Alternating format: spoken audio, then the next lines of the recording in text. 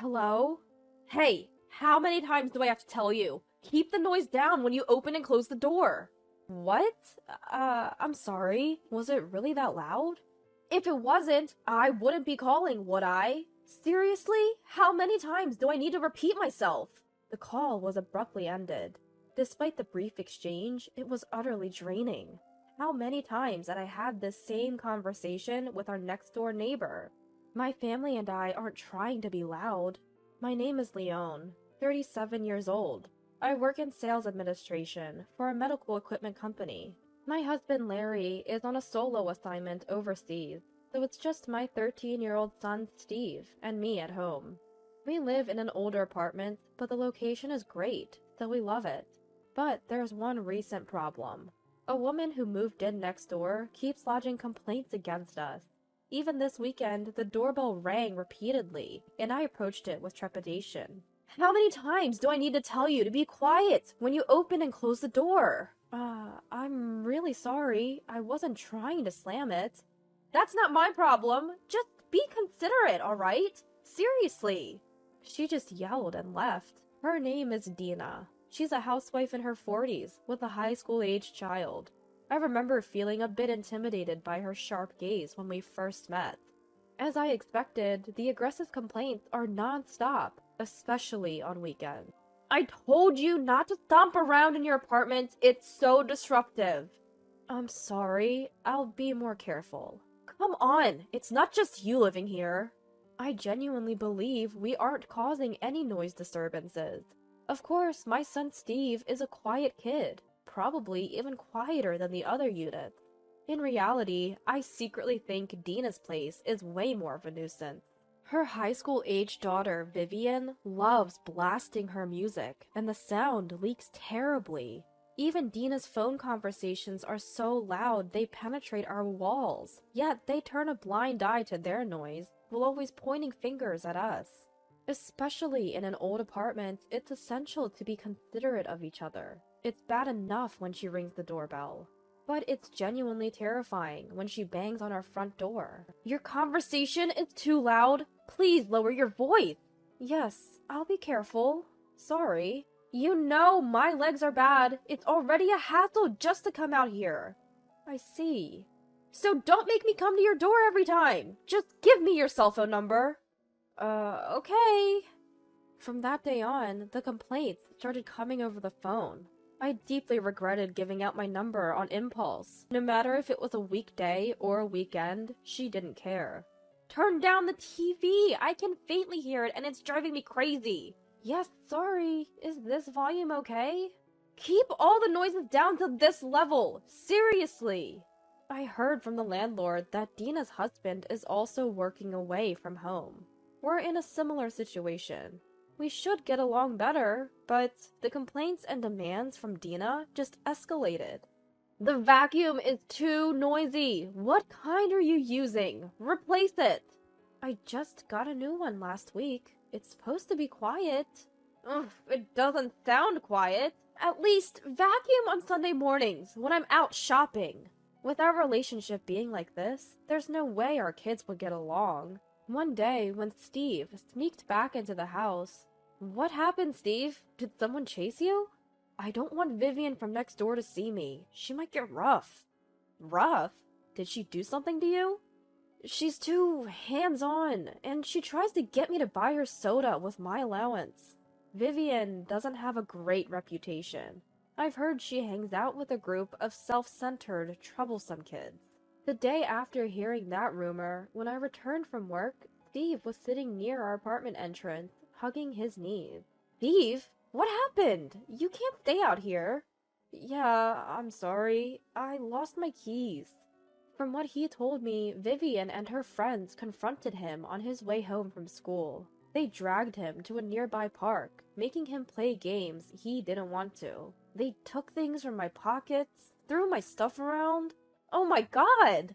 As Steve recounted, tears welled up in his eyes. For the high schoolers, it might have been just a pastime, but for Steve, it must have felt like torture. When he realized he'd lost his keys, how devastated he must have felt. He probably searched the park over and over. He must have felt so alone and scared. I couldn't contain my anger. I rushed outside and furiously rang Dina's doorbell. When Dina appeared, her eyes were cloudy. She had already been drinking. "What's up?" "My kid told me they had a run-in with your Vivian." "Really? Kids will be kids, you know. Stop making a fuss about it. I won't let this go. Ensure she doesn't bother my child again." She briskly closed the door after speaking her mind. I heard Dina shouting something, but I didn't want to hear it. From that point on, our relationship with Dina became even more strained. She began banging on our shared wall and tossing trash on our balcony. Talking to the apartment manager didn't seem to help. Dina wouldn't change her behavior. "This is quite a predicament," sighed the apartment manager, scratching his head. "I've had similar complaints about her. I've told her not to disturb the peace here, but it doesn't get through. She sure doesn't take advice well. If the apartment manager can't get through to her, what chance do I have? I guess her husband's away on business? Maybe she's just lonely," the manager pondered. "But that's no excuse to hassle the neighbors." "True, it's not right. I'll talk to her again."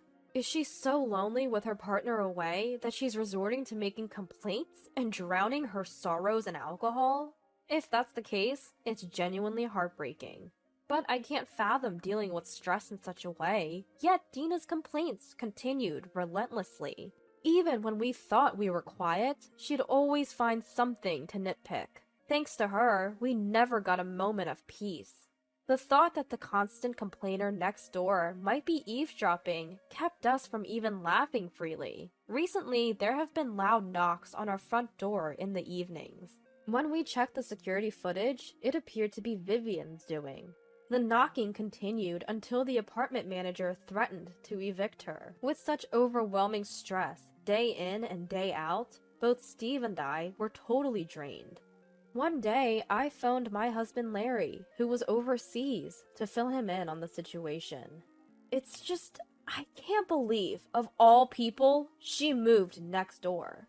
Is that what's been happening? How about Steve? Any more issues with the girl next door? I think it's better now. Probably thanks to the apartment manager laying down the law. We've told Steve to consult the property manager in emergencies, like if he loses his key. I felt guilty burdening Larry with this while he was on a work trip abroad. Being away, he might worry even more, but I had to share my feelings. I felt like I'd fall apart if I didn't talk to someone. That's when Larry spoke up. "If you're feeling down, maybe you should take a break to de-stress." "De-stress? My business trip will be over soon, right? Work's been easing up. I have some free time now." "Are you suggesting—" "Yeah. What do you think? It's a great place here." A few days after that conversation, my cell phone rang. It was from Dina. I wondered what was going on and answered. "Hey! How many times do I have to tell you? The noise from the kids is too loud! Do something about it!" "What? Kids?" "Yes! Think about the neighbors! Fix this, now!" Dina sounded slurred, probably drunk. She kept shouting without really hearing me. Trying to calm her down and get her to focus was a challenge. "Please listen. I'm currently abroad with my child." "What?" "I'll hang up for a moment and contact the apartment manager." Panicking, imagining the worst, my hands trembled as I operated my phone. Fortunately, the apartment manager answered right away. "Hello? Oh yes, it's about apartment 302. Yes, that's right. Maybe..." The apartment manager had noticed something odd about my place almost at the same time I did. He found it strange that the lights were on even though I was supposed to be on a trip. He assured me he'd call back once he figured things out. About 30 minutes later, the news from the apartment manager was pretty much as I feared. The apartment was swarming with police officers, and we had no choice but to return home immediately. When my child and I arrived back at the apartment, both the apartment manager and Dina were there to greet us. Dina looked utterly defeated. "I'm so sorry for what my daughter did." Right. It was Vivian and her friends who had broken into our apartment and created chaos while we were away.